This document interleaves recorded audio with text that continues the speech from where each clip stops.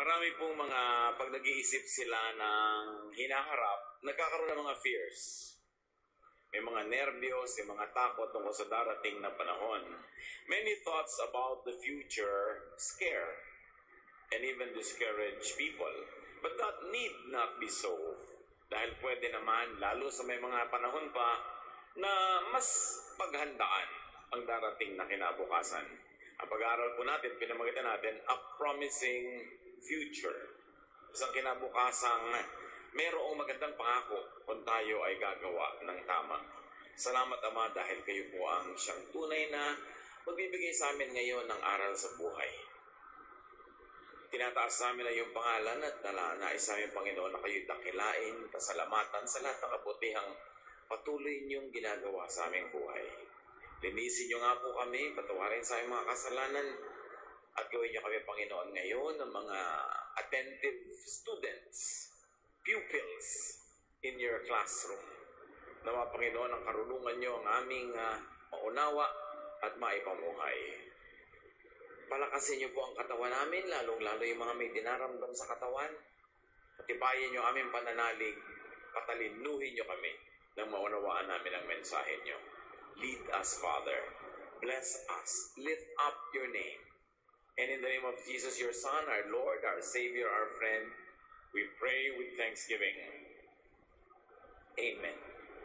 Nais kong basahin ng Proverbs 31:10-31, isang awit at isang tula, isang magandang mga komposisyon tungkol sa babaeng dapat hangaan. Proverbs 31:10-31. A truly good wife is the most precious treasure a man can find. Her husband depends on her, and she never lets him down. She is good to him every day of her life, and with her own hands, she gladly makes clothes. She is like a sailing ship that brings food from across the sea. She gets up before daylight to prepare food for her family and for her servants. She knows how to buy land and how to plant a vineyard, and she always works hard. She knows when to buy or sell, and she stays busy until late at night. She spins her own cloth, and she helps the poor and the needy. Her family has warm clothing, and so she doesn't worry when it snows. She does her own sewing, and everything she wears is beautiful. Her husband is a well-known and respected leader in the city. She makes clothes to sell to the shop owners.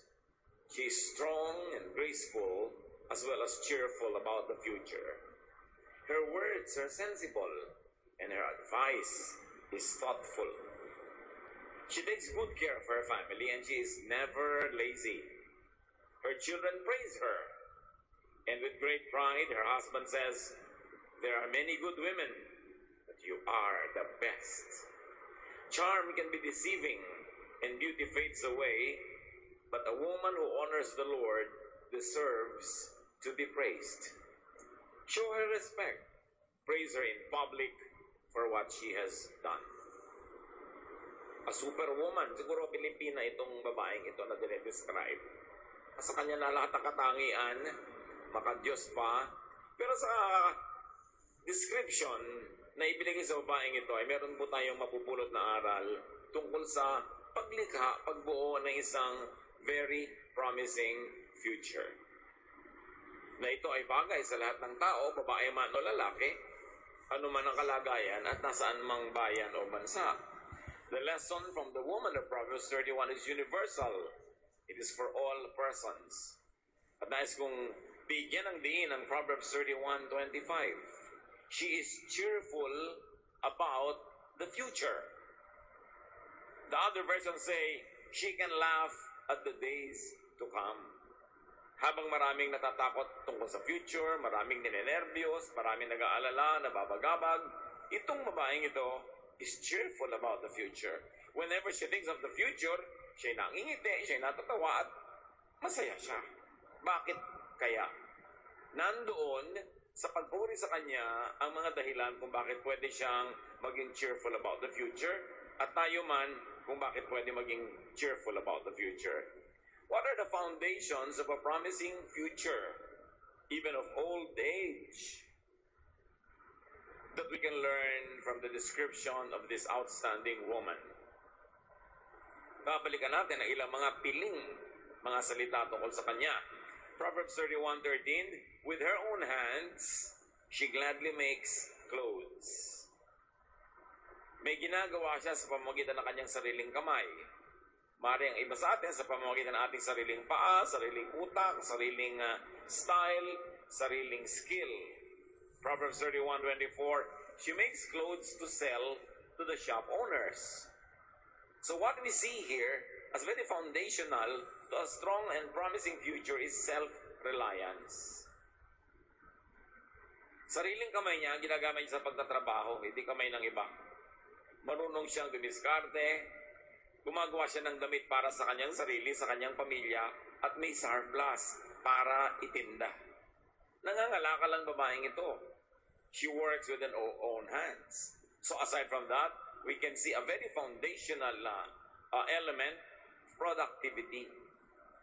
Walang araw na dumadaan na wala siyang production. Lagi siyang may ginagawa, lagi siyang may na-accomplish, laging may bunga. At meron pa siyang kasamang commerce. Laging may pangangalakal. Dahil siya ay kumikilos, gumagawa ng sarili niyang mga produkto, masipag siya, hindi lang siya namamasukan na limitado masyado ang magiging sweldo, na nakatali ang oras niya, halos ang lahat ng oras, kaya marami siyang oras na pwede niyang i-manage, and she could produce a lot more.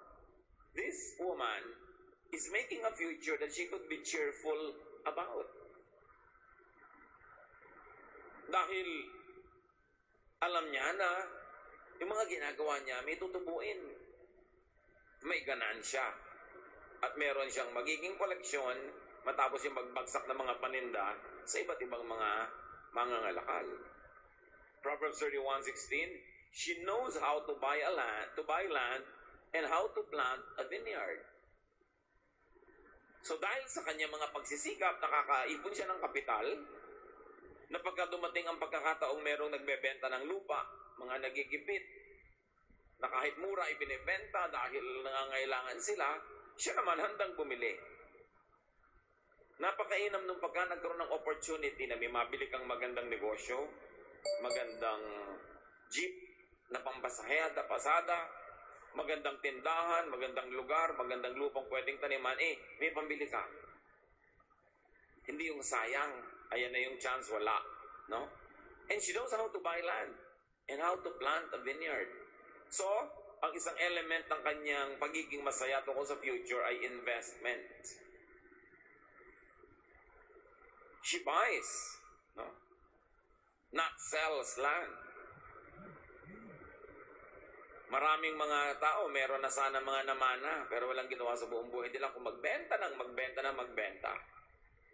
Yung mga pinaghirapan ng mga ninuno, ng mga magulang, ibebenta. Ang laging pampalakas ng loob ay magbenta. Siyempre, ang ibinebenta, nauubos. At habang nagbebenta ka, dumidilim ang iyong future, lumulungkot ka tungkol sa future. Siya naman, bumibili. Kaya nagiging bright yung future niya. At hindi siya basta bili ng mga walang kwentang properties because she knows how to buy. She buys wisely. At tinataniman niya ang kanyang bukirin. So plant and invest in time and the elements. There is something so miraculous, some say magical, about planting. Meron kang isang tabong buto ng mais na itatanim. Mamaya yon, sako-sako mga mais na yung ha-harvestin mo. Wala ka namang ginawa kundi inilagay mo lang yung buto doon sa lupa. Dinidilig-dilig mo, inaala-alagaan, tinatanggalan ng mga damo-damo, pero hindi naman talaga ikaw yung nagpapalaki sa halaman eh. Ang Diyos, ang kalikasan, yung mga inilagay niyang elemento doon at mga taba ng lupa pumupunta doon sa halaman, kahit tulog ka, yung halaman lumalaki. Minsan ka lang magpagod ng malaking pagod, yung pagtatanim at konting pagod na maintenance, pag-aalaga, pero may inaantay kang harvest. napakasarap sa buhay yung may inaantay na harvest. Hindi yung dumating na ang 3, 4, 5, 7, 70 na mga harvest seasons, wala ka namang harvest kasi wala kang tanim. Masarap magtanim kasi bahala na yung kalikasan after you have done your part. Proverbs 31, 17 and 27, and she always works hard. She's never lazy. So isang elemento ng kanyang promising future is hard work. Pag ang tao masipag, hindi magugutom. Pwedeng hindi yumaman kung yung pinagsisipagan niya, hindi yung best field na pagsipagan, hindi best chance yung ginawa niya, hindi best decision, pero at the very least, hindi ka magugutom. Laging dapat ang tao iniisip kumita. Dahil araw-araw, at least 3 times a day, nagugutom yung sikmura na dapat saksakan ng pagkain. Ng mga sikmura, ang daling magutom agad.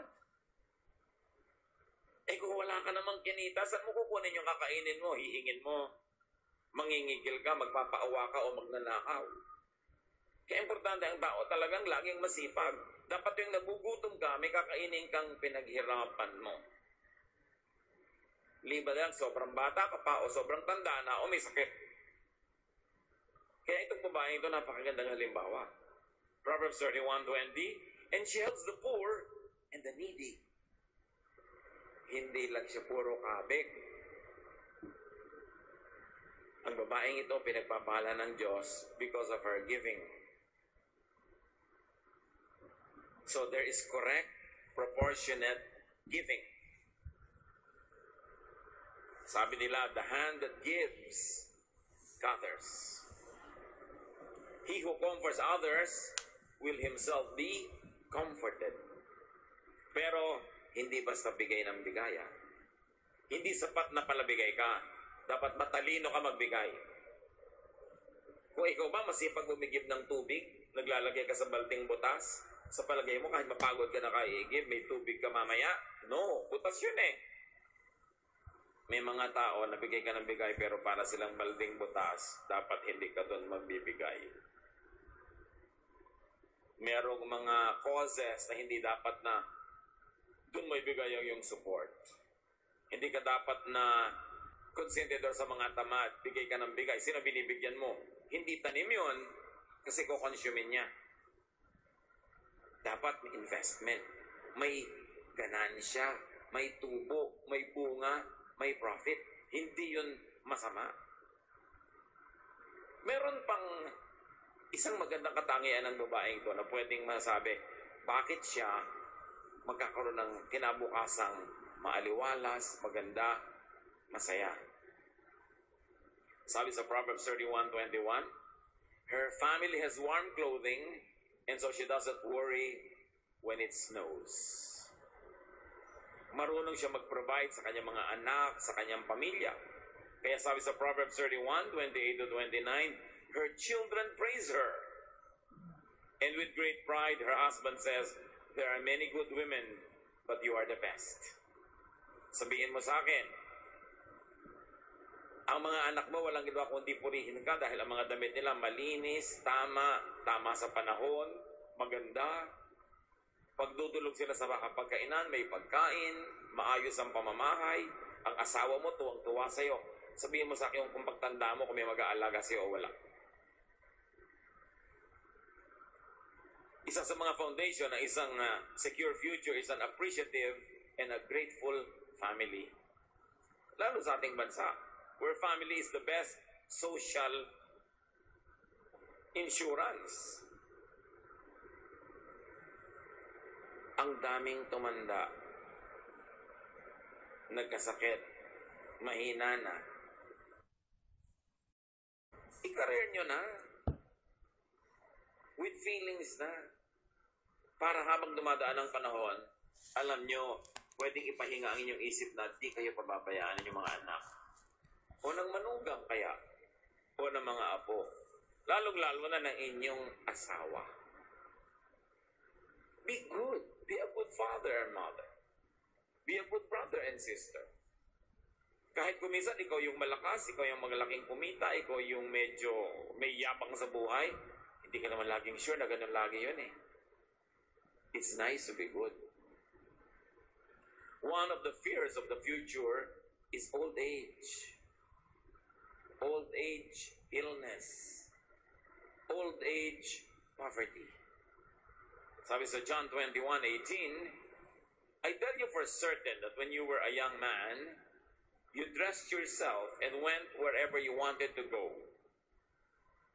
But when you are old, you will hold out your hands. Then others will wrap your belt around you and lead you where you don't want to go. Hindi pwede yung tatay na mayabang, nanay na mayabang. Darating ang panahon, binibihisan ka na lang, nilalagyan ng pampers, dinadala kung saan dalhin. Tiyakin mo na pag dumating yung panahon na yon, yung aasahan mo, may tanim ka. Na mahal ka. Na naging mabuti ka sa kanya. A loving, grateful, appreciative family could be your best insurance. So huwag pagdamutan ng mga sariling anak. Huwag mahumaling sa mga panandali ang aliw lamang dahil tatanda ka. A promising future is important and can be had with such a good and a grateful family, and especially if one has savings, investments, assets. Mga bago pa lang magsisimulang magulang, kasi iba medyo huli-huli na para isingit pa to dahil nasa 5:45 na ng hapon kumisa ng buhay. Pwede mo magsisimula pa lang. Huwag niyong ambisyonin na dumating ang panahon na aasa kayo sa mga anak niyo. Paano kung hindi sila pwedeng asahan? Sobrang bilis nagbabago ngayon ang takbo ng mundo. Hindi katulad nung araw. Ang mga lola at lolo nung araw namamatay, naghihingalo, nakapaligid lahat ang anak at apo. Ngayon, kahit marami ka pang anak, wala naman lahat kung saan naroon. Kaya tiyakin natin na meron tayong savings. Paano mangyayari ngayon? Balikan yung kwento ng woman of Proverbs 31. Lahat ng pwede pagkakakitaan, pinagkakakitaan niya, pero hindi naman siya laging maramot. Charitable pa rin siya sa mga tamang bigyan ng charity. Yung may pagkakataon, kumikita siya, pero hindi niya tinipid ang sarili. Maganda ang mga suot nila, masarap ang mga pagkain nila. Kasi, marami siyang negosyo. Marami siyang sideline. Marami siyang pinagkakakitaan. Gawin natin na goal yan. Natatanda kang may savings. Yung mga iba, napag-aral ko ng mga anak ko, yun na lang gagawin ko sa buhay. Aasa ka na lang. Kung nagkaroon ka ng manugang na maramot, paano yun? Ang aga-aga pa nagre-retire. Try not to retire. Kung gusto nyo, slow down a bit because you have earned already a more restful pace.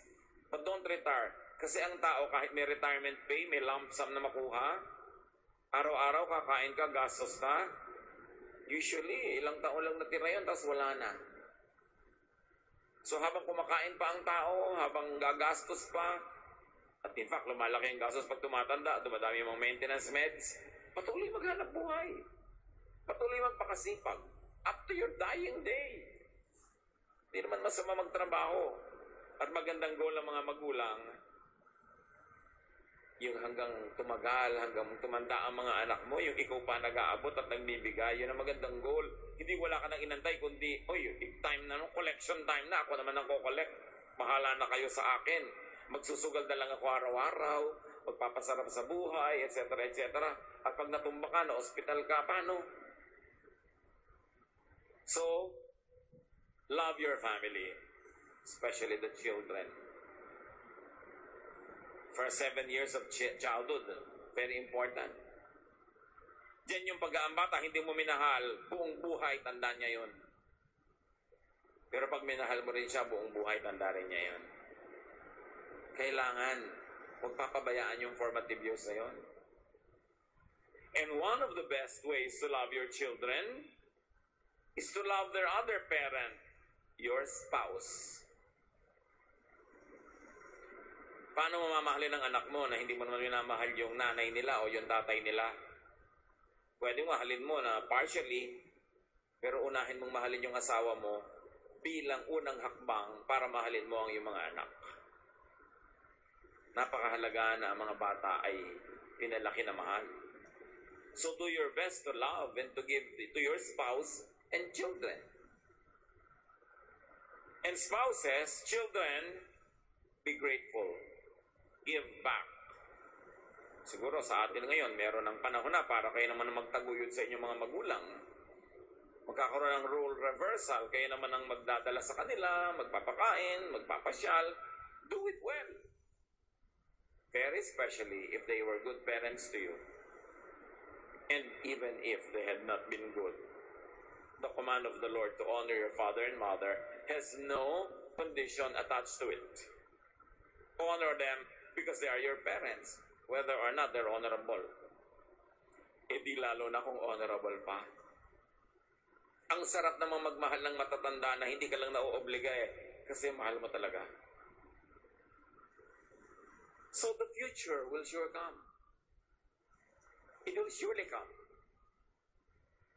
And while Jesus teaches that tomorrow will worry for itself, the future could give back tomorrow only what is invested in it today.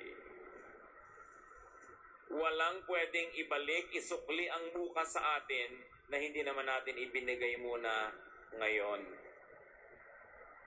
So kung paano nyo tinatrato ang ngayon, ganun kayo tatratuhin ng bukas. Every day you are planting. Yung iba naman nagplant na, bad seeds pa. Magpa-plant na lang yung pang mga tinik. Ang bunga, tinik. Nakakapagod na. Ang gagawin pa sa bata, papagurin mo, bubugbugin mo, mumurahin mo. Di ba nakakapagod yun? Ang tanim mo, tinik. Anong palagi mo aanihin mo? Granada. Kaya mahalaga lagi tayong nag-iisip ng future. Lahat ng ginagawa ko ngayong araw na to may bunga to sa future. So be responsible and be diligent. Galatians 6:7.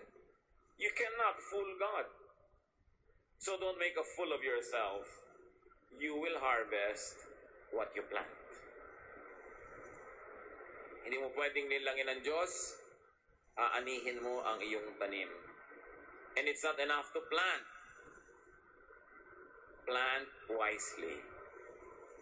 Yung may bunga, yung maraming bunga. It's not enough to invest. Invest wisely. And it's not enough to give. Give wisely. You want to be able to laugh at the days to come? You want a promising future? Especially those who have still a lot of future before them? Learn from the woman of Proverbs 31. Be diligent. Work hard. Plan. Always make money.